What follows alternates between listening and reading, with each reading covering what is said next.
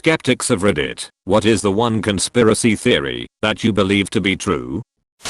We can grow food so well, now that we actually pay farmers not to grow food, to keep food prices artificially high. We can grow enough food to feed everyone in the world many times over. We just don't, because the economy would implode, and there'd be no reason to keep on working terrible jobs for terrible reasons for terrible people. That when Apple releases a new iPhone they start creating mischief on old devices making you feel like you need to upgrade.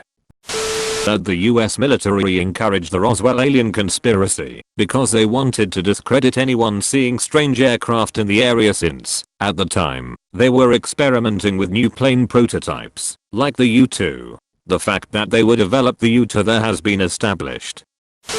Suge Knight poisoned Eazy-E with AIDS to prevent him from regrouping NWA again and threatening his record company Death Row. He also had Tupac killed when it was rumored Tupac was going to want out of Death Row and use the guise of gang violence to try and pin the death on the notorious Big, who was subsequently killed in retaliation.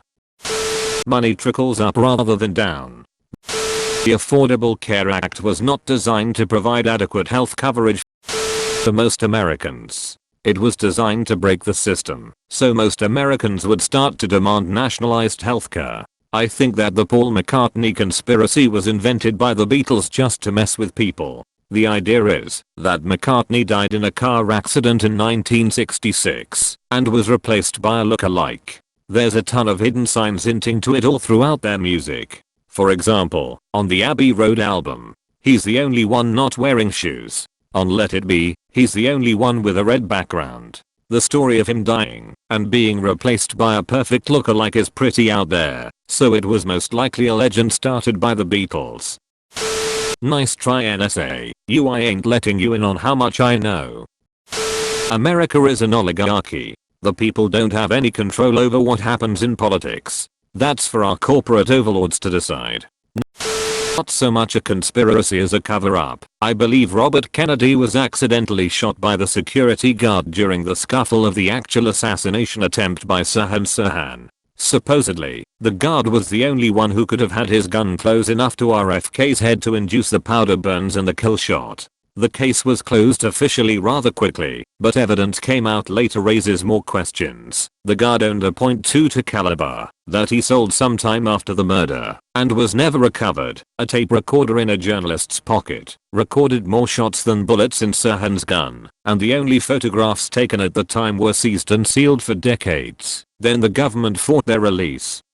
Then they were mysteriously stolen the day they were to be delivered back to the photographer. I can see this being a national tragedy. There was certainly someone who meant to commit the crime. A well-meaning person was pulled into it involuntarily, and so there is no sense in making someone a devil when someone else deserved it more. So it was hushed up. The guard retired and refused interviews, and was allowed to live out his life quietly. A conspiracy that I don't really blame. Not somebody else's conspiracy, but I always thought the narrative that aspartame is bad for you was created by a rival company who couldn't compete with the larger soda companies. Same thing with GMOs. These presidential candidates are looking awfully lizardy this year. JFK was not killed by one of Lee Harvey Oswald's bullets. Instead, the bullet that actually killed him was a stray shot from a Secret Service member who was shooting in Oswald's direction. Then the Secret Service covered up their mistake, so they didn't look bad. I'm not totally convinced, but it seems the most plausible. Would explain why he first shots from Oswald did very little damage, while the killing shot exploded JFK's head, cause it was almost point blank. Also, two different kinds of bullets were found. The ones that Oswald was using were piercing type that stay together as they enter the body, while the one that hit JFK in the head fragmented on impact. Also explains why the one bullet seems to come from another direction. Here's one I believe has merit. The beta conspiracy theory, that the term conspiracy theory is used to discredit certain information by associating it with absurd theories. If information about an event is labeled a conspiracy theory, the simple-minded majority will associate it with theories like lizard people run the world. Using the definitions below, we can see that there is a conspiracy theory to explain the terrorist attacks on 9/11, which is promoted by the 9/11 Commission and the US government as a whole. This theory is the one which the 9/11 Commission asserts to be true. Doubt over whether their version is true is skepticism. In that case, the government are conspiracy theorists. People who question the validity of those claims are skeptics. Definitions. Conspiracy, an agreement between two or more persons to engage jointly in an unlawful or criminal act. Theory, a proposed explanation whose status is still conjectural and subject to experimentation, in contrast to well-established propositions that are regarded as reporting matters of actual fact. Skeptic, a person who questions the validity or authenticity of something purporting to be factual. Ariel Sharon, the previous Prime Minister of Israel, mysteriously went into a coma when he started making peace deals with Palestine and started giving seized land back to the Palestinians. Other powerful Israelis don't want the very attainable peace in the Middle East and took him out when he started achieving it. That there is some form of higher power that truly controls the majority of the world, mainly when it comes to politics and economics. I'm not necessarily talking about the Illuminati or someone specific, but there's some people and families out there that have some serious amounts of money and influence on politics. We can't deny that over time our governments have proven to lie to us, in some cases about some pretty serious business too. Wouldn't be surprised if there is some crazy secret that seems almost too crazy and far-fetched that no one wants to believe it. I don't care what those science guys with their fancy degrees say. I believe I can't believe it's not butter is butter. My dad once pointed out that the zebras at the zoo are never outside while it's raining. This is because it's much cheaper to paint stripes on mules and bring them inside when it's raining to avoid having the paint wash off than to get real zebras. The Dyatlov Pass incident. The mysterious deaths of 9 hikers in the Ural Mountains in February 2, 1959. I'll still think the Russian government was involved in the deaths.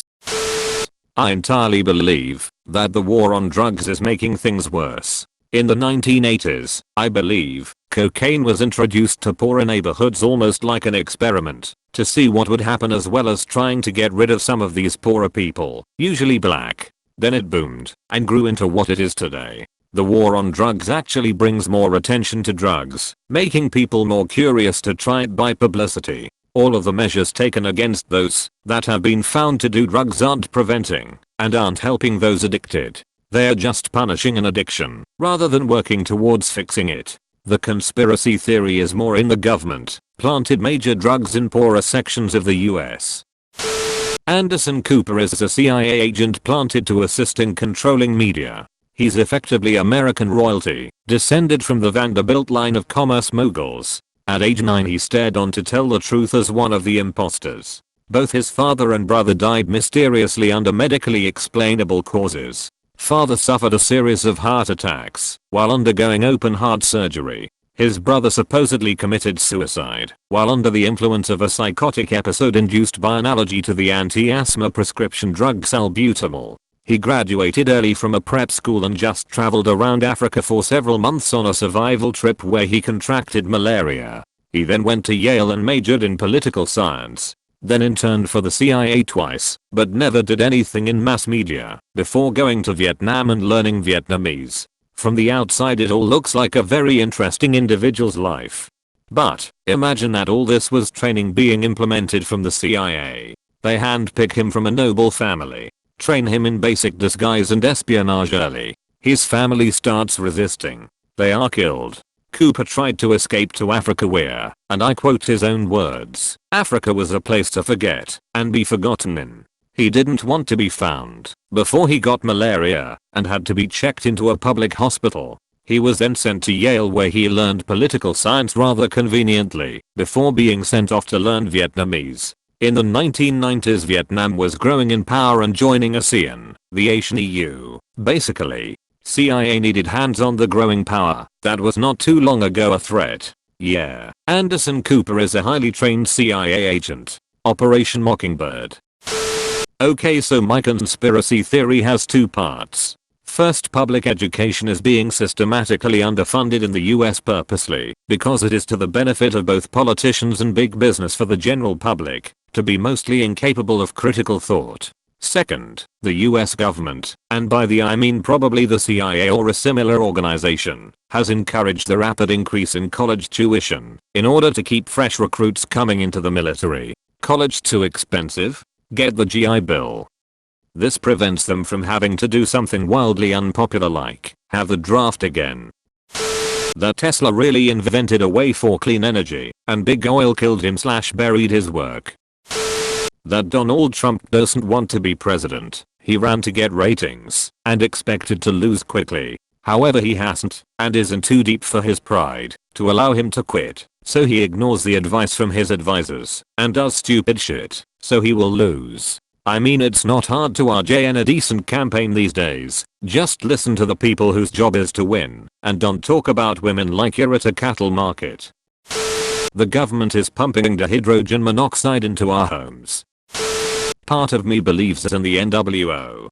Definitely not in the way conspiracy theorists say, but rather that the most powerful people in the world definitely have some sort of connection and meetings and shit. Edit. The secret to getting karma. Talk about the NWO. Got it. Edit. 2. Don't feel like replying to every single one of you, but what I meant was rather that there is definitely a group of the most influential people in the world, and that they actually control shit like media and whatnot. Not just that they hang out and discuss business, that they actually control a lot of the world. Money solves everything. That Hitler didn't die in the bunker, but escaped to Argentina and lived out the rest of his life. Debbie Wasserman Schultz was a key part of Clinton's 2008 campaign. Tim Kaine was the chairman of the DNC before Schultz. Clinton offered Kaine the position of VP if he stepped down and recommended Schultz as his replacement. He stepped down. Schultz became the chairman of the DNC after a short period. She proceeded to do everything in her power to rig the elections so that Clinton got the nomination. Clinton's VP nominee is Tim Kaine. Donald Trump was a plant by the Democrats to destroy the Republican Party. There is no other explanation. I think that Trump should claim this regardless of his real intentions, just because it'd be hilarious and everyone would lose their shit that the democratic process was gamed so hard. Also, it'd make Hillary look bad. Trump's concession speech. 18 months ago I set out on a path to achieve a very specific aim. An aim to make America a better place for our children and our children's children. To make America great again. Today, I'm happy to say I achieved that aim and would like to personally congratulate Hillary on becoming the first woman president of the United States of America. We both put in a lot of effort, sweat, and tears getting her the presidency, but as you will all discover over the next 8 years it'll all have been worth it. To the 38% of Americans who still voted for me after all that hateful nonsensical bile spouted, shame on you. Take a good hard look at yourselves. To everyone else, congratulations on being decent human beings. The outrage would be insane. Can you imagine?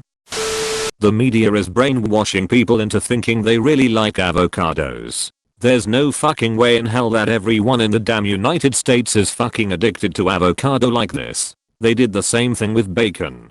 Bacon is good, but it's not goddamn ambrosia. I mean, the DNC and Clinton's former co-chair did rig an election against Bernie Sanders. It's not the most preposterous thing to be wary of. FDR took office March 4, 1933. He fixed the Depression by raising taxes on the rich and his New Deal policies. The people fucking loved him. The rich saw what was going on and fell into two camps. The first thought the poor might revolt and hang them all. The second thought the poor would never organize and you can do whatever you want. This is where the modern Democrat and Republican parties come from and explains why they both obviously serve the rich but take different approaches to it. Princess Diana was assassinated. I don't think the royal family had anything to do with it. Far too risky. I just assume that there is some unwritten protocol the Secret Services use to dispose of anyone who threatens the monarchy. I think what clinched it for me was that some witnesses saw a very bright light before the crash. Blinding drivers in order to crash a car is a method that has been previously used to take out political figures. The paparazzi following the car in Paris forced the driver to drive at tremendous speed, so any obstruction to his vision would likely cause a deadly collision.